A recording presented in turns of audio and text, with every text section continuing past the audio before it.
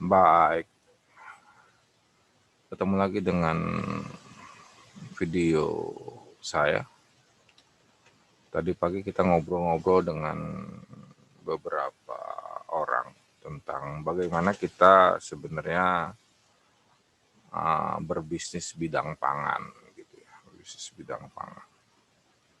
Di Indonesia itu bisnis bidang pangan sangat menguntungkan, baik importer besar, importer kecil sangat menguntungkan. Intinya untung banget gitu. Mungkin Anda yang belum pernah denger ini mungkin kaget gitu ya. Ambil contoh tadi baru saja ada orang tanya, bagaimana bisnis pangan di Indonesia. Awalnya bicara tentang video sebelumnya, tentang saya gitu. Video saya yang sebelumnya tentang sayur mayur gitu ya. Tapi akhirnya merembet ke bisnis pangan. Pertanyaannya apakah menguntungkan? Sangat menguntungkan, besar untungnya. Dari dulu, dari penjajahan Belanda sampai sekarang itu ladang mencari untung. Ya, itu ladang mencari untung. Prosesinya banyak lah gitu, mencari untung itu di sana ya. Nah, jadi nggak bisa ditinggalkan dari memang kultur kita gitu, cari untung di bidang makanan banyak banget. Saya sambil satu contoh lah, daging. Ya, dari sayur kita pindah ke daging, itu masih bisnis pangan. Mungkin Anda yang sekarang lagi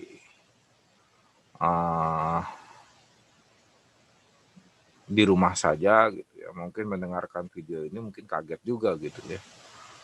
Sebenarnya kita bisnis daging itu mahal gitu di Indonesia gitu. Mahal banget. Di Australia itu daging biasa saja itu cuma Rp32.500 ya per kilo. Dan saya bisa tunjukkan sama Anda tentang berita-berita tersebut gitu loh ya. Berita-berita tersebut baru saya chatting sama beberapa audiens gitu tentang apa. Saya kasih berita-beritanya, dan itu ada di berita-berita kita. Anda bisa lihat saja di browsing masing-masing harga daging di Australia berapa gitu. Dan Anda mesti paham bahwa pada saat Anda beli daging di sebuah supermarket, daging beku itu harga 87,5, 90, 100 itu daging Australia. Yang harganya cuma 40.000 udah plus ongkos kirim. Ya, silakan Anda cek sendiri apakah itu daging Indonesia. Bukan, daging Indonesia tuh biasanya di pasar-pasar ya. Harga 110 paling murah. Jadi mungkin Anda terkejut dengan harga seperti itu.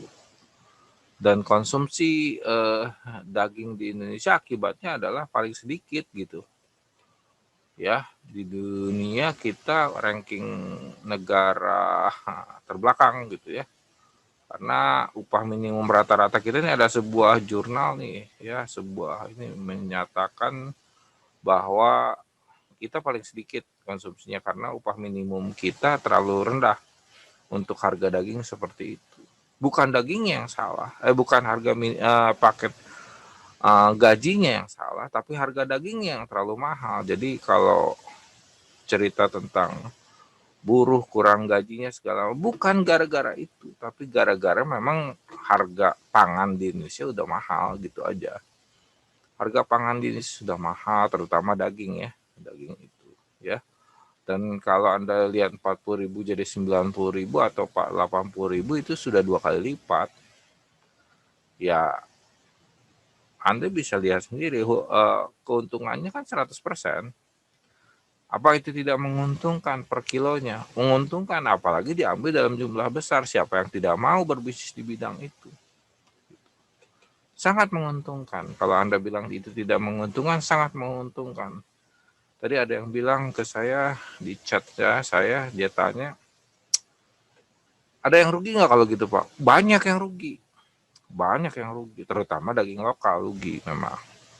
Ya banyak yang rugi ya. Anda boleh lihat berita-beritanya di 3 tahun yang lalu misalkan ya, dari sekarang nih ya 2020 2017 itu pernah satu kejadian bahwa pas hari raya harganya melonjak dari 140.000. Nah, pedagang daging lokal kan bingung kalau nggak dapat daging, dia beli dengan harga 120.000. Seminggu kemudian itu daging banjir yang impor. Orang kejar yang impor dong, 80.000 gitu, nggak laku, jual rugi. Dan itu kerap kali terjadi gitu, kayak udah biasa aja gitu di kita mah begitu ya. Jadi ya itu regulasinya sebetulnya. Ya, jadi karena apa? Karena terlalu tinggi, range-nya terlalu besar, udah nggak masuk di akal gitu ya. Kenapa? Ya itu ditanyakan saja yang punya ininya, punya hajat. Itu. Jadi kalau di Australia Anda beli 40.000 tuh udah mahal, udah daging khas banget gitu ya. Yang di kita 180.000 daging khas tuh 40.000. Ada datanya, silakan Anda cari di browsing sendiri. Nah, saya mau jelaskan bahwa bisnis pangan menguntungkan sekali. Ya, bukan hanya daging, bukan hanya daging saja. Coba Anda lihat bawang putih, ya satu kali dia bisa naik mencelat sampai 60.000, terus turun lagi, ya turun lagi sampai 25.000. Sekarang stabil lah, di katanya stabil segitu. Ya Anda cari saja di marketnya, di asalnya di negeri Tiongkoknya ya, berapa itu sekilonya, 5.000 rupiah. Ya ada marketplace yang raksasa banget di sana. Anda cari aja browsing di sana, itu ada. Ya jadi untung banget gitu loh, asal kita bisa pegang regulasinya gitu ya. Jadi nggak ada yang susah sih di dalam negeri ini sebetulnya. Kalau istilah perut mah bisnis menggiurkan begitu. Makanya kemarin kan saya bilang ada bisnis apa ini, bisnis menggiurkan memang gitu. Jadi untung banget untuk itu. Karena apa, jumlah penduduk kita besar sekali lagi. Tadi kemana ada yang tanya di chat, ada yang tanya, Pak, apa hubungannya sama sama itu, sama apa, jumlah penduduk? Iya dong, penduduknya banyak, konsumsinya banyak, demandnya tinggi. Setelah demandnya tinggi, permintaannya banyak. Nah itu yang dimainkan, ya itu dimainkan banget gitu, bisa dimainkan. Begitu udah demandnya tinggi, udah lab sekian pasti dapat dan gede gitu. Nah itulah contohnya dari keuntungan ya. Jadi kalau dibilang untungnya gede banget kalau kita mainin di situ. Nah, bagaimana dengan yang lain? Sama begitu. Terus ada yang sampai menjurus ke bagaimana tentang dolarnya Pak? Apakah itu berpengaruh? Ya berpengaruh kalau belinya pakai dolar semua juga ya. Ya berpengaruh nggak berpengaruh? Apalagi sekarang kita kan udah nggak swasembada pangan ya. Ya kalau swasembada pangan kayak dulu kan bagus gitu. Jadi kalau ditanya tentang hal itu berpengaruh nggak? Banget pengaruh. Sekarang banget berpengaruh. Karena apa? Kita kan udah nggak swasembada. Kalau swasembada kita dari kita sendiri, bahkan kita bisa ekspor keluar. Kita nggak terbalik. Kalau balik ke sini kan harganya juga berbeda gitu ya. Nah itu segala sesuatu yang dilempar ke Indonesia balik itu pasti ada selisih harga. Dan selisih harga itu bisa dimainkan. Ya kalau pedagang sih memang tahu, ngerti itu permainan itu gitu ya. Nah itu saja sih sebetulnya. Kalau menjawab apakah menguntungkan, banget menguntungkan. Ya dari dulu, dari zaman kolonial udah begitu gitu ya. Ada istilah zaman dulu itu adalah ijon ya, sama tengkulak dulu. Itu di kelas petani. Sekarang nggak di kelas petani mainnya, di kelas paling atas gitu ya. Kalau dulu kan ijon sama tengkulak. Kalau tengkulak itu misalkan Anda punya pohon mangga nih, dia waktu belum berbuah tuh dia terka dulu. Ini menghasilkan berapa nih buahnya, dia terka, dia hargain deh semurah-murahnya. Nanti dikasih uangnya cash sama petani hari itu. Nanti pas panen dia yang panen gitu. Dan harganya 3 kali lebih tinggi daripada apa yang dia bayar, begitu saja. Gitu. Jadi itu dari dulu sudah ada. Sawah juga demikian, sama. Petaninya butuh keuangan karena sudah begini ya, dulu gitu modelnya. Dia terka saja. Jadi hal ini sudah ada sejak dahulu, jadi udah nggak aneh sih memang, sangat udah nggak aneh. Jadi itu kenapa bisa seperti itu. Kalau kita berkaca kepada negara lain kayak sayur di Malaysia itu kita lebih tinggi 3 kali lipat, padahal kita petani ya, gitu ya. Yang kemarin saya terangkan tentang di petani sayur di Malaysia itu kita jauh gitu ya. Nah itulah kira-kira menjawab apakah kita bisa untung di pangan, banget bisa untung ya, untuk mainkan di situ banget bisa untung ya, untuk prosesi itu. Tapi tentu saja kita melihat dari senggangnya seperti ini ya. Rasio sajalah gitu ya. Pertama murah sih. Sedangkan upah rata-rata mereka berapa pertanyaannya gitu di Australia sendiri. Jauh lebih tinggi dari kita. Nah yang sudah menyaksikan video tentang PDB kita, cari ya tentang PDB-nya Australia berapa dolar ya, PDB-nya Australia. PDB-nya Australia Anda mesti lihat, jadi pendapatan per kapita brutonya Australia berapa ya. Kalau saya udah dapat nilainya ya, jadi Anda boleh lihat PDB per kapita di video saya yang sebelumnya. Itu adalah pendapatan seseorang dihitung dari pendapatan bruto per kapita per kepala. Saya ini berapa harus dapatnya gitu, gaji saya seberapa gitu harusnya dapatnya dari hasil kinerja ekspor, hasil kinerja pendapatan PDB bruto ya, pendapatan berapa dolar. Kita kan dulu cuma 3.900 ya, sedangkan negara-negara lain tinggi ya. Kalau enggak coba deh, saya coba cari PDB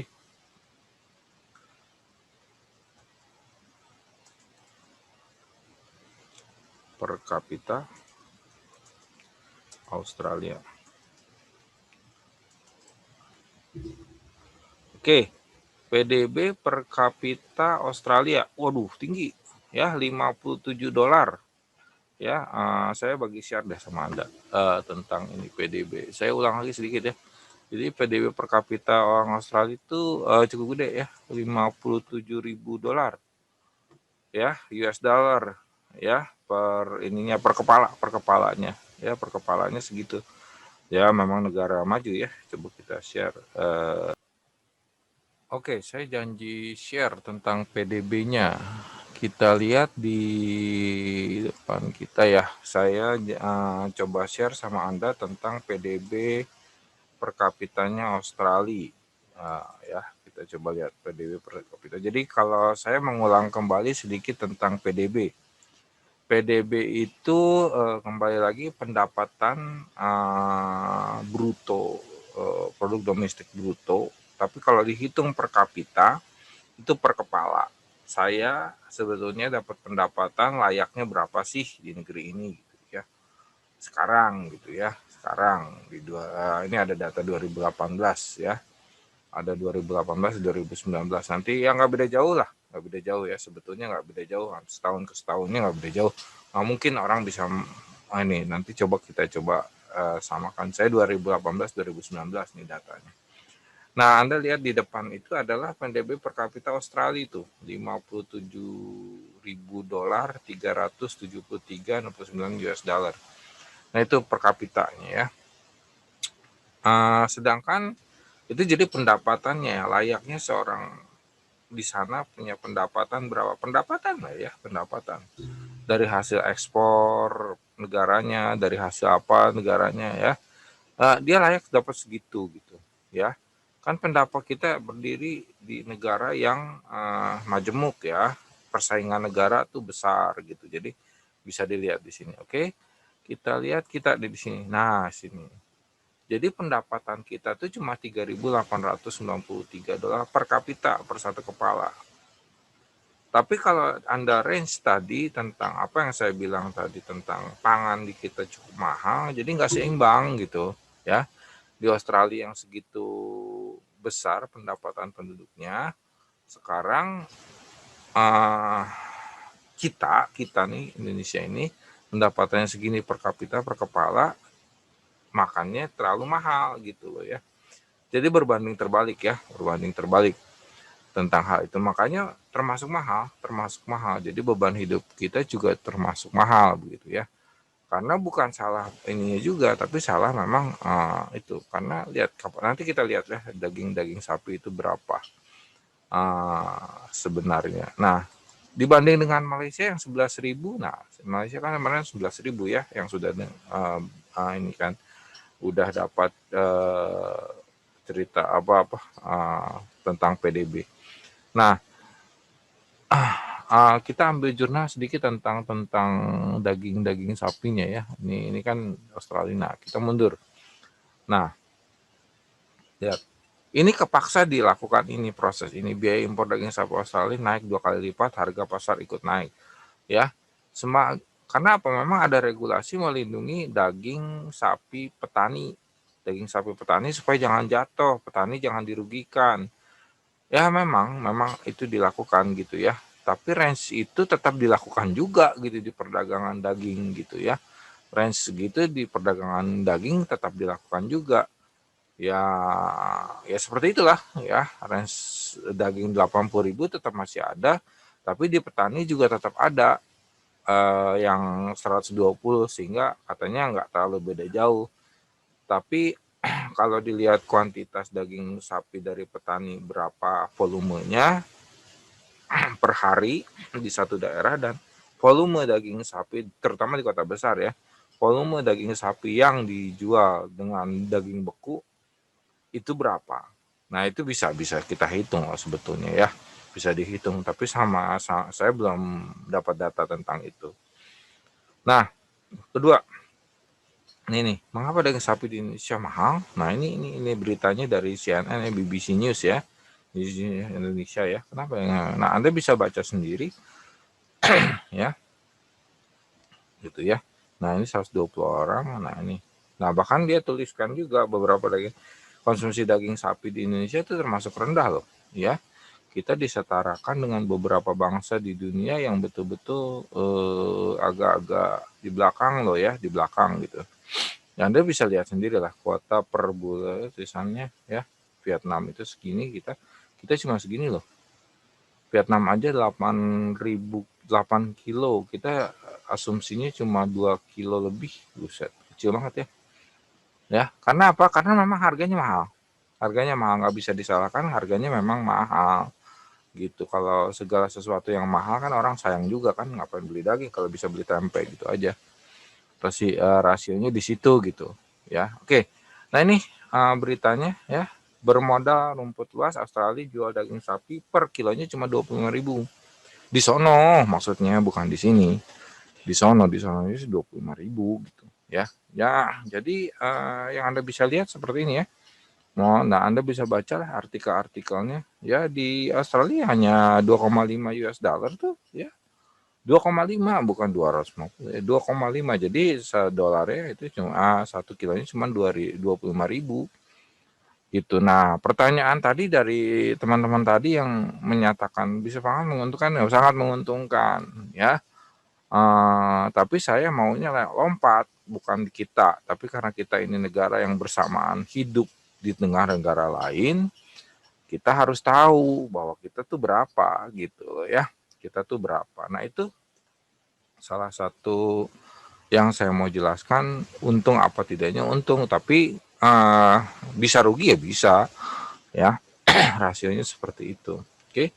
Anda bisa baca artikelnya, bisa dilihat ya artikelnya tuh. Tapi ya cukup Anda mengetikkan harga daging sapi di Australia berapa, nanti Anda baca sendiri. Google sudah mencarikan buat Anda. Nah, ini kasus Jawa Barat ribut daging sapi impor yang beku itu cuma 40.000 per kilogram. Ini sudah sampai di pedagang ya, 40.000 ya. Yang saya bilang itu 40.000 udah sampai di pedagang, berarti udah sampai ongkos kirim. Ya, yang jerit siapa ya? Katanya petani ya, petani lokal. Ya, itu pasti jerit lah. Nah, itu kira-kira tentang pertanyaan-pertanyaan tentang bisnis pangan di Indonesia. Bagaimana sih bisnis pangan itu ada di Indonesia dan untung apa tidak? Yaitu jawabannya seperti itu. Ya, jawabannya seperti itu. Rasionya untungnya berapa? Ya, Anda sudah bisa menganalisis dengan apa yang saya jelaskan. ya. Baik, segitu saja atas pertanyaan-pertanyaan yang mengatakan bahwa bisnis kami menguntungkan atau tidak. Nah, itu jawabannya sangat untung, ya. Kemudian Anda bisa baca-baca juga tentang bisnis-bisnis lain di video sebelumnya. Oke, tetap sehat di rumah, tetap kreatif, tetap jeli, ya, tetap inovatif, tetap sehat di rumah. Terima kasih. Salam sehat.